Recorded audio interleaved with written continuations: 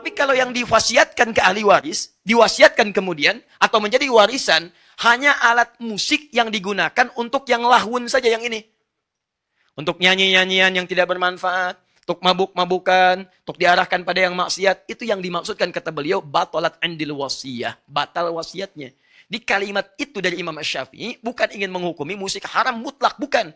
Imam Asy-Syafi'i ingin mengatakan alat musik yang dimaksudkan jika dipakai untuk hal-hal kepentingan maksiat. Sedangkan yang tidak maksiat boleh dilakukan untuk persoalan ahli waris atau untuk wasiat diberikan pada generasi setelahnya. Jadi maksud saya, ada orang-orang yang mengutip pendapat para ulama tapi tidak merujuk kitabnya dalam bab apa itu disampaikan. Ternyata ketika para ulama, Imam Syafi'i itu tidak terlampau menyenangi musik, tapi yang paling hebat beliau itu ahli syair dan punya diwan, namanya Diwan Imam Asy-Syafi'i. Punya kumpulan-kumpulan syair. Tapi karena konsennya kepada fikih, konsen pada Al-Quran, terlampau banyak menjauhi yang seperti ini, tapi hukumnya ada.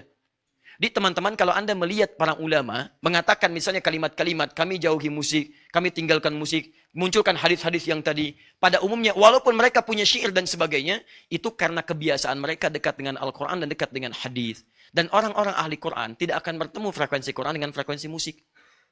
Ya kalau saya pribadi, misalnya kalau Anda tanyakan, kalau saya pribadi, saya tidak terlampau menyukai musik. Karena ketika seorang dekat dengan musik, itu tidak akan sejalan dengan Qurannya. Walaupun musiknya ada maslahatnya. Makanya silahkan cek, Anda senang musik agak kesulitan menghafal Quran. Karena frekuensinya tidak sama di situ. Tapi bukan berarti menjadikan musik mutlak haram, bukan. Karena ada bagian-bagian tertentu yang dibenarkan oleh Al-Quran. Apa itu? Ada orang yang memang bakatnya ada di situ. Bakatnya di situ. Dia mudah sekali membuat lirik. Dia mudah sekali memainkan irama dan sebagainya. Kata Quran, dipakai yang maksiat. Kenapa tidak dipakai yang halal-halal? Seperti Hasan bin Sabit menggunakannya. Seperti Ka'ab bin Zuhair. Dan diberi hadiah oleh Nabi SAW. Makanya muncul semacam Maher Zain.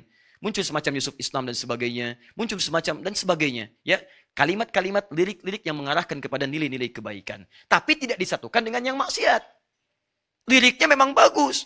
Ayo sholat, ayo sholat, ayo sholat, ayo sholat. Yang di bawah joget, ikhtilat, dan sebagainya. Nah, itu barangkali mencampurkan dua hal yang tidak bertemu satu dengan yang lainnya. Diberi judul nada dan dakwah. Nada satu, dakwah satu. Tapi antara nada dengan dakwah tidak nyambung. Kalimatnya benar, nada dakwah. Kalau dengan nada itu ada nilai-nilai kebaikan yang tidak menghadirkan unsur maksiat. Jelas ya?